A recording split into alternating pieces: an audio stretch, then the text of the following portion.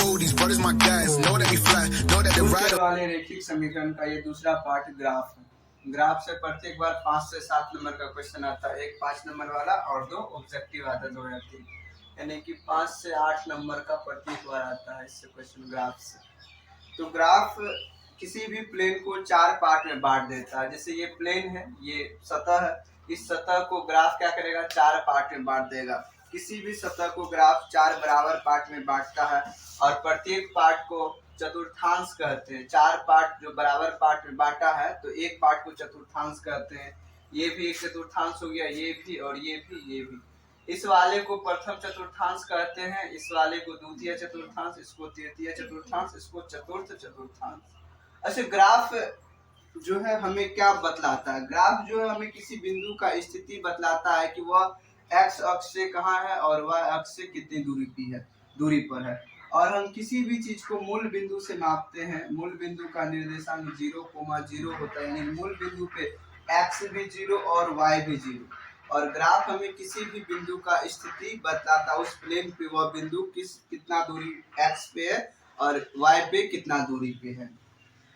अगर हम इस चतुर्थांश का बात करें तो यहाँ x भी प्लस में और y भी प्लस में। देखिए ग्राफ कैसे मतलब एक x होता है, सॉरी एक y अक्ष, एक x अक्ष होता है। ये दोनों मिल करके किसी भी प्लेन को 4 पार्ट में बांट देता है। ठीक, इधर वाले प्लस में होता है x, ठीक ना, इधर माइनस में होता है x, ऊपर प्लस में y और नीचे माइनस में y। जैसे हम इधर बढ़ेंगे तो x होगा प्लस में, इधर बढ़ेंगे तो y होगा प्लस में, इधर आएंगे तो x माइनस में और इधर आएंगे तो y माइनस में, यानी कि घट जाता है। अगर हम किसी भी बिंदु का स्थिति पता करें, ये 4,3 ये कहाँ है? अच्छा, 4,3 का मतलब है कि पहला वाला x दिया है, दूसरा वाला y, यानी कि कुछ भी दिया रहे तो पहला वाला x मानते हैं और दूसरा वाला को y। तो यहाँ पे क्या है, 4 भी प्लस में और y भी क्या है, प्लस में। तो x प्लस में तो इधर होगा, y प्लस में इधर होगा। हम देखते हैं 4x, ठीक ना, x क्या है 4 है, तो यहाँ हो गया ये, और y क्या है 3, तो यहाँ से अब 3 की ओर जाएंगे तो कहीं ना कहीं ये इस जगह पे ये बिंदु मिलेगा। ठीक, तो ये जो है ये भी प्लस में, x भी प्लस में और y भी प्लस में, तो दोनों प्लस में कहाँ मिलता है, प्रथम चतुर्थांश में। ठीक, द्वितीय चतुर्थांश का बात करें तो x माइनस में है और y क्या है, प्लस में, तो माइनस प्लस लिखे। इस माइनस का मतलब है, पहले वाला माइनस का मतलब x है और दूसरे का मतलब है y। तो यहाँ पे तृतीय चतुर्थांश माइनस माइनस का मतलब x भी माइनस में और y भी माइनस में। यहाँ तृतीय में x भी माइनस में और y भी क्या है, माइनस में। चतुर्थ में देखते हैं, चौथे हिस्से में, तो x प्लस में है और y क्या है, माइनस में। x प्लस में, y माइनस में। कभी कभी बिंदु दे करके पूछ लिया जाए, जैसे 5,-3, तो इस यहाँ पे क्या है, ये 5x है, क्या है, जो पहले दिया रहा था वो x होता, बाद में जो दिया रहा था वो y। बताओ x किस में है, प्लस में, तो x प्लस में तो इधर जाएगा, y माइनस में तो क्या होगा इधर, तो ये वाला पार्ट हो जाएगा x प्लस y माइनस, तो ये चौथे चतुर्थांश में जाएगा। ठीक, जैसे -2, -3 ये किस में जाएगा, ये x भी माइनस में और y भी माइनस में, तो तृतीय चतुर्थांश। इस प्रकार पहचानने के लिए दे दिया जाता है। एक चीज और, x अक्ष पर y 0 होता है, y 0 होता है। से x अक्ष पे ही अगर रहेंगे तो y में थोड़ा गए हैं, x अक्ष पे ही है, तो x अक्ष पे y क्या होगा, ना माइनस में ना प्लस में, 0। उसी प्रकार y अक्ष पर क्या हो जाएगा, x y अक्ष पे अगर रहेंगे, इस लाइन पे ही रहेंगे तो x क्या हो जाएगा, 0 हो जाएगा। इधर उधर तो है नहीं, इसी लाइन पे है, तो y अक्ष पे x क्या होता है, 0 होता है, और x अक्ष पे y। तो y 0 कब होगा, x अक्ष पे, और x 0 कब होगा, y अक्ष पे। और मूल बिंदु किसको कहते हैं, जहाँ x भी 0, मूल बिंदु किसको कहते हैं, जहाँ x भी 0 और y भी 0, x भी 0 और y भी 0 को मूल बिंदु कहते हैं। और किसी भी चीज का दूरी हम ग्राफ में मूल बिंदु से ही देखते हैं।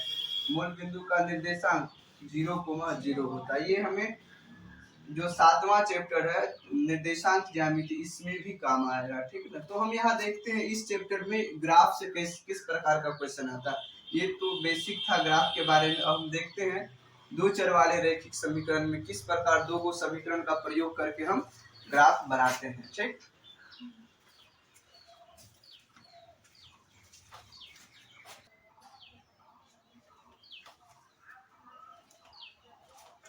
तो एक क्वेश्चन है, ठीक ना, इसको दो चर वाले रैखिक समीकरण है और इसको ग्राफीय विधि से हल करना है। तो हम एक क्वेश्चन लिए, इसको हल करते हैं। अच्छा, इनको देख करके इसको तुलना करके बताओ कि इसका ग्राफ कैसा होगा। तो a1 बटे a2 वाला तुलना करेंगे।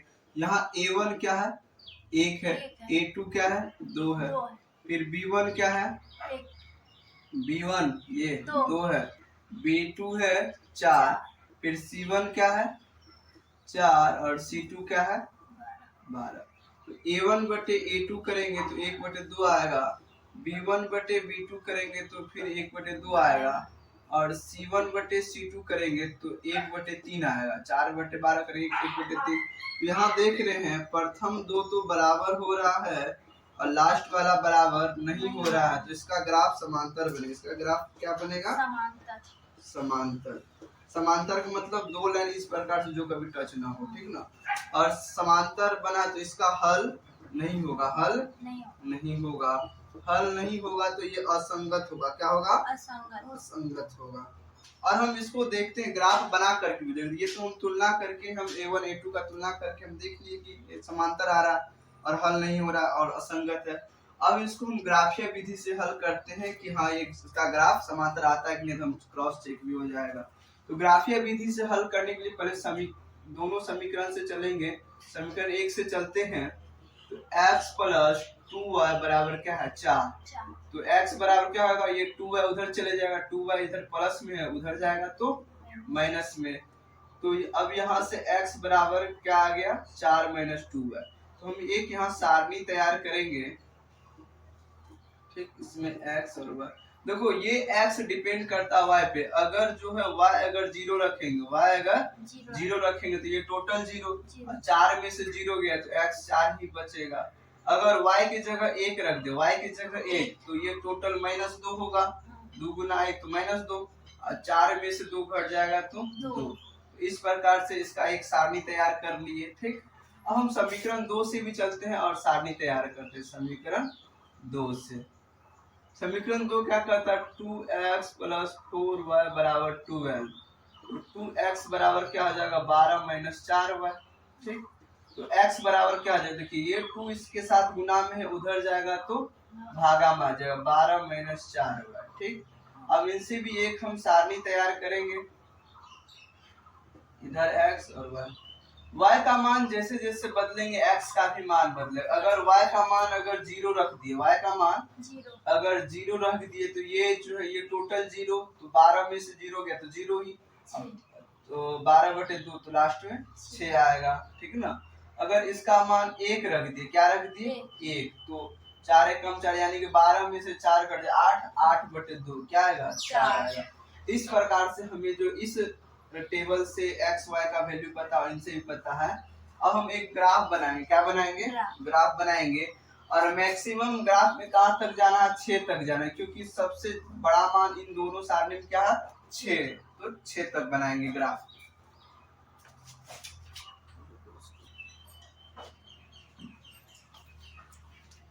तो हमें समीकरण 1 से ये वाला सारणी आया और समीकरण 2 से ये वाला। अब हम चलते हैं इसको हम ग्राफ में रखते हैं।